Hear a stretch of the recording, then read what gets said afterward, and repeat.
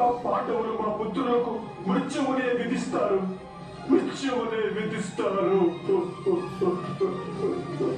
అలా జరగదు. అలా జరగదని నాకు నమ్మకం ఉంది. మీరు పాండవులకు వారి సంపదను తిరిగి ఇవ్వండి. వారిని క్షమాపణ కోరండి.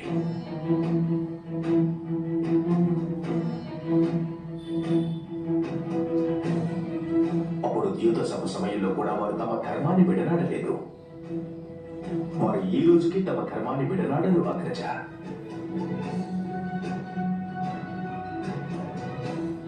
తులసి పత్రాన్ని ఏ విధంగా మనం సేవించినా సరే అది దాని ఔషధ గుణాలను త్యజించలేదు.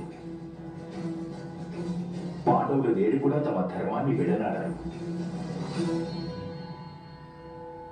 మీ పుత్రులు ద్రౌపది చరణాలను స్పృశించి ఆమెను క్షమాభిక్ష కోరవలసి ఉంటుంది అగ్రజ.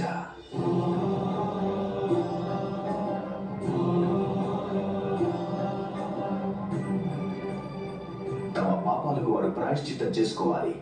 అలాగే దండనను స్వీకరించాలి.